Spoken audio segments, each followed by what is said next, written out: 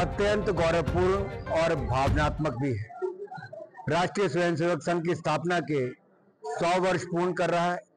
शताब्दी वर्ष हम मना रहे हैं और ये शताब्दी महोत्सव केवल किसी संगठन मात्र का नहीं, ये यात्रा केवल आरएसएस की नहीं बल्कि भारत की आत्मा, संस्कृति और राष्ट्रभाव की सतत साधना का प्रतीक है। 1925 में विजयदशमी के दिन ही डॉक्टर हेडगेवार जी ने जिस बीज को बोया था, आज वो वट वृक्ष बनकर तैयार हुआ है। उस वट वृक्ष की छाया में समाज के हर वर्ग, हर क्षेत्र और हर पीढ़ी को राष्ट्रहित और सेवा का संदेश मिला है। संघ ने पिछले 100 वर्षों में सिद्ध कर दिया है कि अनुशासन के बल पर, संगठन के बल पर, सेवा के बल पर, निस्वार्थ भाव से जब आप काम करते हैं तो असंभव को भी संभव बनाया जा सकता है। संघ ने समाज को जोड़ने का कार्य किया है। संघ ने भारत की प्राचीन संस्कृति, सनातन परंपरा और राष्ट्रीय चरित्र को सशक्त करने का जो कार्य किया है वो अभूतपूर्व और वंदनीय है। आज विश्व के हर कोने में संघ की प्रेरणा से समाज सेवा, शिक्षा, स्वास्थ्य, ग्राम विकास, पर्यावरण, अन्य क्षेत्रों में अनगिनत कार्य हो रहा है। ये शताब्दी वर्ष हमें याद दिलाता है कि संघ का मूल मंत्र है राष्ट्र प्रथम और एक भारत श्रेष्ठ भारत।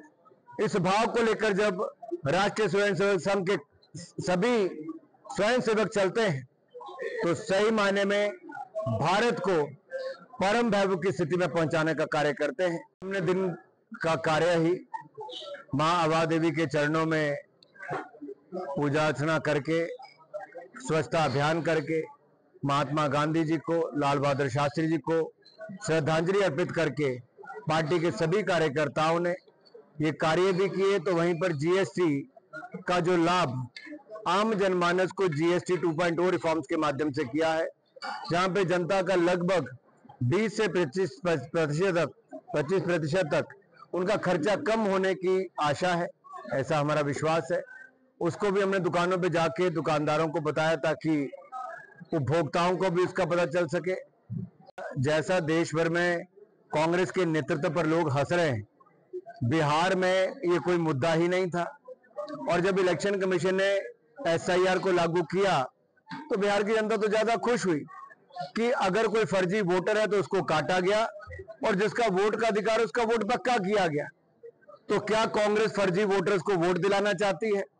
क्या कांग्रेस जो बाहर से बांग्लादेशी, घुसपैठी और रोहिंग्या है उनको वोट का अधिकार दिलाना चाहती है?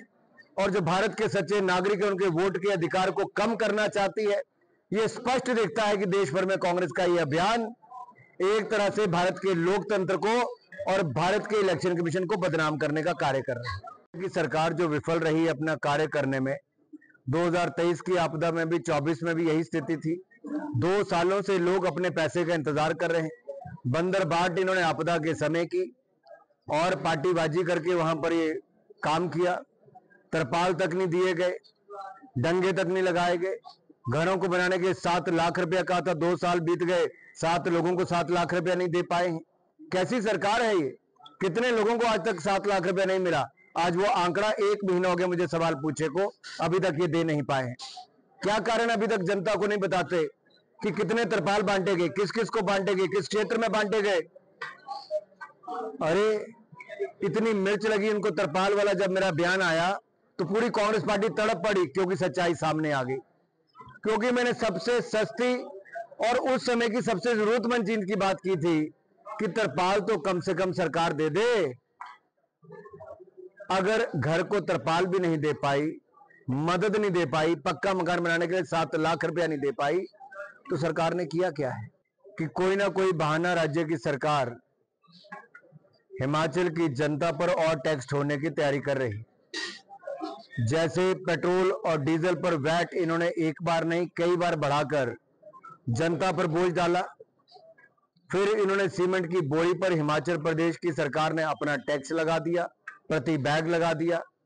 एक और तो नरेंद्र मोदी की सरकार जनता को दाम कम करके लाभ दे रही है, दूसरी ओर हिमाचल की कांग्रेस की सरकार कोई ना कोई बहाना ढूंढकर नया टैक्स लगाने का काम कर रही है। है।